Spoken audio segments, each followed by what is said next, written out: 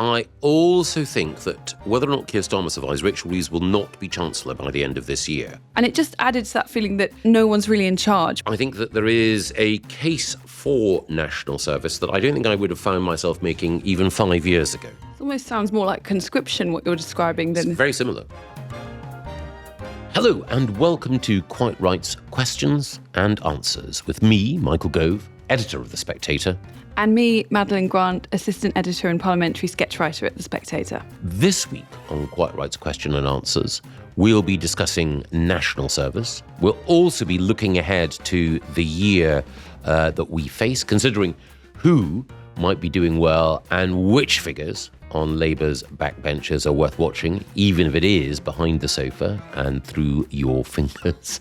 And we will also be considering what the decision to allow Mr. Alaa Abdel-Fattah to come back to this country tells us about this country. Our first question comes from Max Henry. He says, Happy New Year. What are your predictions? Who is going to have the best year? Who will be the first to resign? Well, I'm historically not very good at predictions. I do think, however, that one person who's not going to have a good year, in fact, of all the established party leaders, he's probably going to have the worst, is Keir Starmer. I don't know that he will definitely go as Labour leader. It may be that he manages to eke out survival. But I also think that whether or not Keir Starmer survives, Rachel Reeves will not be Chancellor by the end of this year. I think that she's going to have a very difficult time. And even if some headline figures in the economy improve, I think that the degree of tolerance or support that she has on the Labour backbenchers, let alone in the country, has diminished. Who's going to have a good year? Well, I think it will be very interesting to see between Kemi, who's been doing better recently, and Nigel Farage, who's still obviously ahead of everyone else in the polls. It will be fascinating to see how that goes. In the most recent YouGov poll, just one, both Reform and the Conservatives are ahead of Labour. Reform well ahead, Conservatives just ahead. Yeah. Is there going to be someone who has a good year? Well, I suspect, again, I hate it when I have conventional opinions, but this is both conventional thinking, but I think right. The Plaid Cymru leader, Rhona Puarwyth, will have a good year, and the SNP leader, John Swinney, won't deserve to, but will... No. Hatred of Labour will probably... Yeah, exactly. Yeah. Keir Starmer's torrid year will, I think, be defined by many clashes with his own backbenchers, because we've now had, there does come a point where MPs lose any sense of residual loyalty. Yes. They are no longer willing to go out to bat for an unpopular policy. And I think that on the number of U-turns that we've seen since Starmer took power, MPs are really fed up that they were basically forced to go out and bat for things like the family farm tax, the winter fuel cuts, etc., only for them to later be U-turned on, and they got a barrage from their constituents over it. They're not feeling particularly charitable and sympathetic right now, and they've kind of got a taste for blood. So we've already seen how, with sufficient backbench opposition, this massive majority actually is rather shakier than it seems. I think over the last few weeks there's been a tale of two backbenchers. So you had the backbencher, a Labour backbencher, for a Cumbria constituency, Marcus Campbell-Savers, who actually voted against the government on the family farm tax, lost the whip, and then a few days later he was vindicated when Starmer... Have they given him back the whip yet? They certainly should if they haven't. I mean, it would be remarkably ungracious. I don't think he asked a question at the family farm statement yesterday, even though he was sitting there. No, well, he must be feeling... He demonstrated courage on behalf of his constituents. He should feel vindicated by the way in which the government changed their course. And in a way, that's one model. And then the other model is your favourite backbencher, John Slinger, who I think is the Labour MP for Rugby. That's right. Who tweeted in the last 24 or 48 hours that all this leadership talk should end. Everyone should get behind the brave leadership of Keir Starmer. Yeah. And again, I had the impression of some North Korean infantrymen being pushed to the front of the crowd in order to proclaim their loyalty to the dear leader. Yeah. And I think, whatever happens this year, for John Slinger, for Marcus Campbell-Savers, when their parliamentary career ends, which of them will feel prouder? John Slinger for this display of Olympian sycophancy, or Marcus Campbell Savers for standing up for his constituents and principle. Again, I think as the year goes on, you are right. More Labour MPs might think, I'd rather be a Marcus than a Slinger. Well, I'm starting to feel a bit bad for Mr. Slinger because crucially, he still hasn't been given a job. Not even the most lowly PPS bag-carrying duties have been afforded him in spite of his kind of tractor production in Ukraine style pronouncements. And actually, a lot of the other prime toads have now been given a job. So I kind of think they have to give him something. Otherwise, like, what will happen to the poor man? Because I don't think rugby is going to stay Labour. It's not natural territory for Keir Starmer, I would guess. I think it may be the case that at some point in the next 3.5 years, the Member of Parliament for Rugby might find himself a parliamentary under-secretary in the Northern Ireland Give him office. something, anything. Yes, but... he went out to bat for Lord Mandelson the day after the Epstein. No. There's been a heroic effort there. No one else was willing to do that. No crisis too grave that he hasn't been able to find a reason to support the government. So I suppose there is a sort of perverse heroic creativity there. More broadly in Labour ranks, in government ranks, you mentioned some of the people who've been promoted, whether or not they were lickspittles or folk with something about them. I think two people who I think will do relatively well. Josh McAllister, who's the parliamentary under-secretary at the Department for Education, who's responsible for childcare. He may have a difficult job dealing with special educational needs reform this year, but he's someone whose heart is in the right place on many of these issues and who's articulate. He's associated very heavily with West Streeting, which may not do him an enormous amount of good if Labour's leadership turmoils continue. The other person, who I know it's easy to mock, but I have a certain sneaking regard for, is Mike Tapp, the immigration minister, the Dover MP. He sometimes tries a little bit too hard in the patriotic states. Yeah. But I actually think that it's so out there that it can't be put on.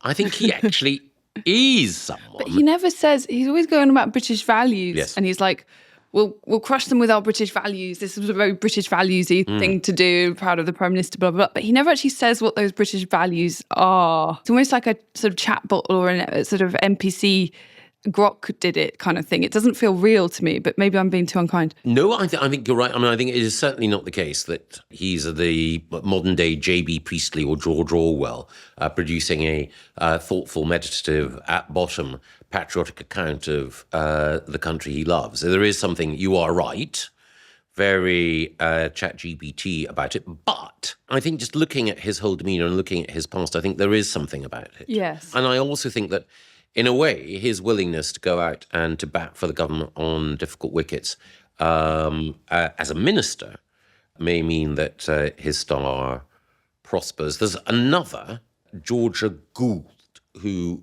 she's my local MP. Well, yeah. She suffered, I thought, by being made a minister the moment that she became an MP. But I've been told by people who worked with her in the Cabinet Office that she was a pleasure to work with.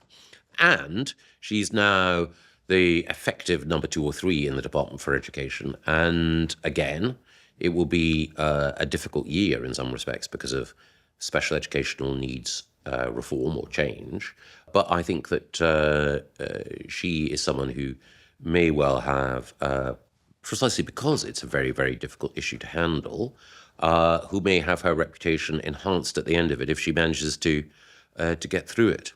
I've sketched Georgia Gould a few times, and maybe she has these hidden depths, but there is something about her use of language that I find really unappealing, which is that I think she's perhaps the most LinkedIn-sounding MP in the Commons. Like, it's obviously a very crowded field, but she has a way of answering questions in pure jargon. Yes. Not a single, apart from maybe like an and, there's not a single bit of plain English in anything that she says. And I'm very suspicious of people who speak in those terms because it suggests they've got something to hide. Are there any Labour ministers at the dispatch box who do give the impression or manage to convey the fact that they are speaking English as a product of thought rather than speaking ChatGPT as a product of the civil service brief. To be capable of that, I think you have to come from a place of some conviction. You actually do believe in what you're saying. And I think your friend Shabana Mahmood is one of the few that does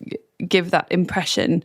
Whether or not she'll be able to make good on her language, given what her own party thinks of much of what she's trying to do is another question. But really, it's few and far between. Every single electoral cycle, we get more and more LinkedIn MPs, and it's a terrible shame when you consider this. Just even you don't have to go back very far. If you just look at old Hansards from the 90s, the quality is unimaginably higher. One person who's been talked up, again, within government ranks, is the Armed Forces Minister, Al Carnes, who was himself a Marine Highly decorated. in Special Forces. Yeah. I don't know whether or not this is the natural tendency for people to fall for someone with rugged, matronly, idle looks, or whether he is, again, just on your judgment on having seen him, about whether or not he has something about him that is promising. Well, the fact is, he's having to defend things that are indefensible because of what government policy is at the moment. Yes. So yesterday in a debate, one of his own MPs used the word vexatious claims. It was talking about the hounding of armed forces. And this was just a throwaway line from a Labour MP, which is quite telling, Jonathan Davies. And Al Carnes just immediately said, there are no vexatious claims. It's like, that's not tenable. There are clearly vexatious claims, and not for nothing are military veterans in uproar about government policy. You should know. You can't, exactly. I mean, he will be getting an earful every week. So the fact that he was still willing to kiss the ring and to say something that's just not true and puts him not on the side of his former colleagues is a problem, I think. Are there any figures, Conservative backbenchers, Liberal Democrats, or indeed anyone else, who you think over the course of the last year or 18 months has shown potential that may attract wider notice in the year ahead? Oh, Alistair Carmichael. Yes. He's done a great job. But he's a long-standing MP. I think he was elected in 1997, maybe, or Something 2001, maybe. Yeah. You know, he's been around the block. He's what passes for a big beast in the Liberal Democrat Party, and they're few and far between. But he's done a fantastic job of scrutinising the Prime Minister. He's the chair of the DEFRA committee. Oh, yes. And I think his testimony, his grilling of Starmer, I actually think may have been one of the things that tipped them over the edge with the agricultural U-turn that they made just after Christmas on family farms, because he absolutely butchered him. Because there are so many brand new MPs who still don't really know what they're doing. Having someone who can deliver a good speech without notes and knows how to ask a question and phrase it well. Stephen Flynn is really good at this. Yes. And he will probably... Obviously, the SNP are hapless. But as you said before, they may still have... I think they probably will have a very good year just based on contempt for the government. To go back to Labour, there isn't anyone on the backbenches who is a feisty and articulate rebel. There's no future Dennis Skinner that you can think of. They were not recruited for their independence of thought, No. these people. Katie Balls wrote, when she was still at the Spectator, wrote that fantastic cover about the stormtroopers. Yes. I did my own bit of very amateur digging into the calibre of candidate before the general election, because I felt like that all of the cycle was focused on how rubbish the government were, which was fair enough, but amazingly few have had a stellar career. Often they've drawn from the branches of local government where they've been a loyal Labour councillor, now they're a loyal Labour MP. I don't think they've been very good at expanding the pool beyond the party flunky base, to be honest. I suspect that it may be on the basis of your analysis that we are going to have to, and indeed Max is going to have to look for excitement outside the House of Commons in the year ahead. So our predictions are, if not gloomy, certainly not suffused with sunlight. The next question comes from an anonymous listener, and they ask, I wondered what each of you made of the decision to welcome Mr. Alaa Abdel-Fattah back to the UK. It's just such a symbol of everything that's gone wrong with our country. It's a symbol of two-tier Britain, for a start, but also of national impotence, not least because of the response of the Prime Minister when people on social media had done just this bit of simple Googling and revealed what was readily available for all to see, this man's history of saying abhorrent things and, clearly having real contempt for the country that he now has citizenship of. And the Prime Minister said that it was basically not his fault and someone should have stepped in. But who? Like, you're the Prime Minister. It's as if he was criticising the kind of the deep state or the blob for not kind of doing more. And it just added to that feeling that no one's really in charge, which is so alarming. But there is something surreally funny about it. The fact that every single backbencher was basically tweeting out these identical posts that were saying, after all this time of congratulations on the hard work, we've reunited him. And they were all kind of almost word for word the same. Someone had obviously told them all to do this in unison without checking. It was kind of surreally funny, but at the same time, it's like really, really depressing because there's been this huge scandal and embarrassment for the government. But what will happen next? This guy's obviously going to stay in Britain forever. Another person who hates our country and yet will presumably milk it for all it's worth. Like, we should just rescind his citizenship, which he only got through some kind of loophole courtesy of his mother. But we know that we don't have the balls to do that. No. So it's just intensely frustrating as well as being surreal. Yeah, no, quite. I know what next? Make him Director General of the BBC. You are absolutely right that in his person and in this story, so many of the unfortunate symptoms of our time come together. As you say, you have the herd mentality of politicians who are influenced by a campaign and don't subject it to scrutiny.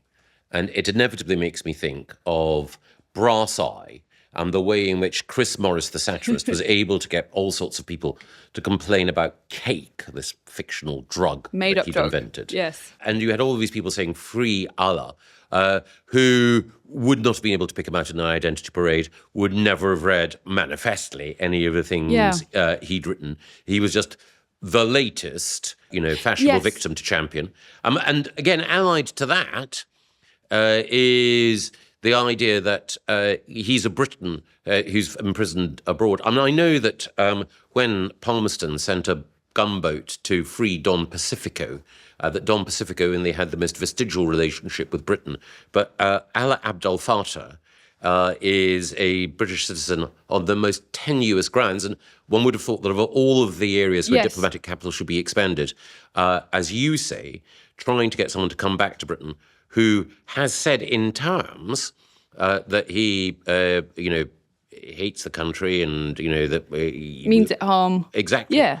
Is just... chrysoidal. And it was all said when he was... There's not the excuse that this was a youthful indiscretion or whatever. No. I mean, I think he was in his 30s when he said these things. Yes, quite. And some of them, I think, probably were... There was an element of sarcasm and he didn't actually literally mean what he said. And that's fair enough. But that's definitely not true of all of his statements. And you wonder, how is it... It's clear. And the other thing is that he's not, as far as I can tell, an Islamist. But what he is a hard left fellow traveller of the Islamists. That in itself is illuminating.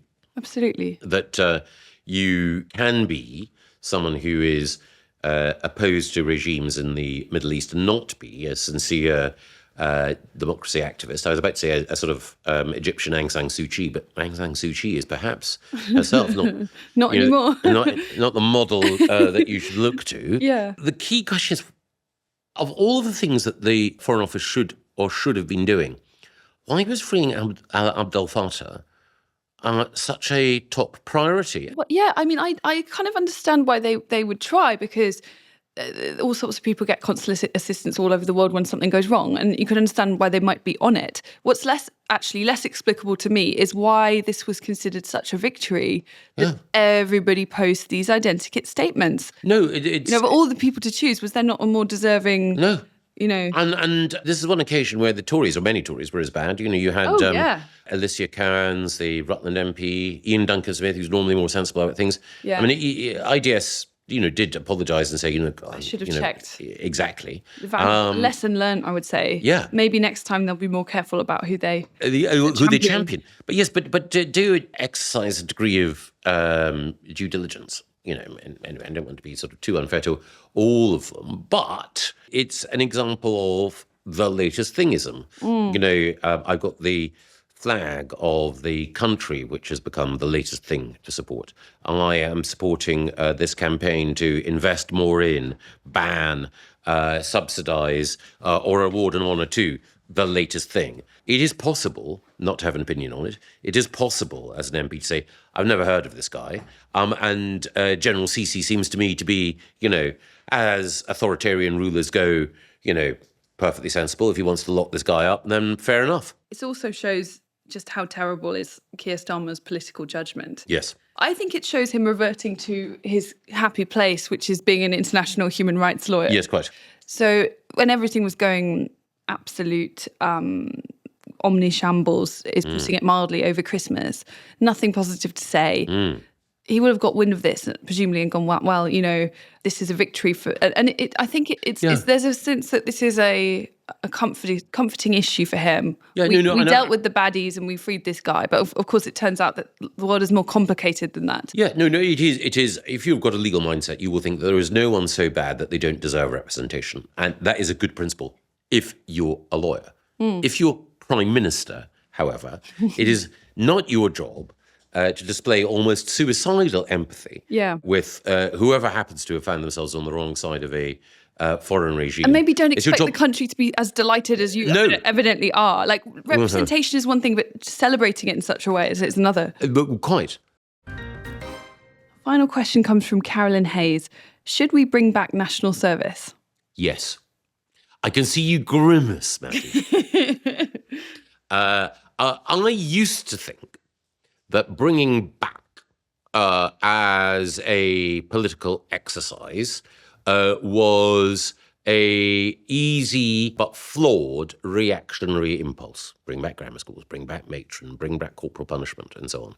But I think that there is a case for national service that I don't think I would have found myself making even 5 years ago. The first thing, I think, is simply the parlous state of our defences. I think it requires emergency measures. So in your mind, it would be similar to the national service that existed until 1957? Oh, yes. Military style? Oh, yes. Yeah. So I know that there was at the last election, the suggestion that there should be alternatives. And of course, you will always have people who will be conscientious objectors, people who will have medical exemptions and so on.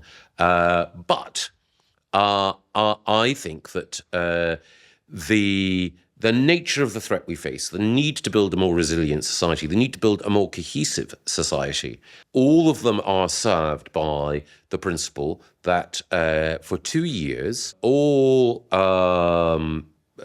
young adult males should contribute to uniformed service in this country. So it only apply to men? Yes. So women exempt, or do they do something different as a form of national service? There should be other opportunities. I readily accept that there should be a greater degree of flexibility offered. But I think that the need for us to strengthen our armed forces is there. The need overall to bring people, and this was behind David Cameron's idea of national citizen service, out of their comfort zones, out of communities, to create a spirit of common endeavour, I think is worthwhile. I think that it can be achieved differently. And I know that people will say, well, we've already got, effectively integrated armed forces. Well, that in itself has been problematic in a number of areas. So my view would be that for men, it's, unless an exemption can be found, a uniform service. For women, there should be a wider range of options, but that you do have to demonstrate a commitment to building the country's resilience and to contributing to the country's common good for a period. And we can tie it in different ways, perhaps to investment in someone's education as well. I know that the armed forces professionally say that this is not an augmentation of their strengths, but a diversion of their time, resources, and energy. But I think that the lesson of the past is that we need to create that cohesion. And again, and this will probably only make me even more unpopular, this is the situation that Israel faces. This is the position that Israel embraces. Now, of course, this is a country that faces an existential threat from all of its neighbours, But I think that the heightened security risks that we face mean that it's definitely worth contemplating, if not embracing. It almost sounds more like conscription, what you're describing, than It's very similar. national service. I mean, the thing is that these questions may, if we continue to neglect our military to the extent that we have, this may become an academic question. We may need to have conscription for basic survival. It's just such an indictment of political class for the last few decades. I'm very against the idea that there was a moment ahead of the last general election, which I felt was the real nadir of utter shamelessness. When you had on the one side, Rishi Sunak just conjured up the kind of boomer fantasy of national service to animate the increasingly older voters that were still choosing his party. Worked for me. Yes. Although, alas, not in Surrey Heath. No. Touche. But at the same time, you had Keir Starmer's party promising to give 16-year-olds the vote. Yes. Just like the most shameless gerrymandering. Like really, real kind of shamelessness on both sides. I think with the level of, I mean, it's a bit of a cliche, but the intergenerational contract is already pretty ravaged as it is. And I do think there may be an element where it's like, well, maybe we can talk about your pension's triple lock, not you, but one. And then we'll talk about, a form of indentured labour by young people. Yeah. And by the way, hardly anyone alive today did national service. My dad's 85. He was too young for it. Yeah. You are right that, as presented at the last election, even though I was very supportive of it, it did seem as though it was part of a sort of concerted attempt to further alienate anyone under the age of 25. Yeah. In the hope that that's what would animate the exactly. core vote. Like it was an idea that had just come out of nowhere and had no real elucidation behind it, even though managing such a scheme would be a huge undertaking. And we can't really get the basics right in our military at the moment. So, it did seem as though some of the drunken meanderings at a Freemasons festive board somewhere in Staffordshire had found their way into the Conservative manifesto. That had become the guiding national purpose for a fifth Conservative term. However, I think that while it is the case that there will be some people who will have a nostalgia streak, a get-some-in obsession, as it were, I do think, even if my notion of it is too hard-edged, that thinking about how we can create a more resilient country, given the nature of the threats that we face, is a good thing. And I also think that having institutions that promote social mixing and people coming out of their communities is a good thing.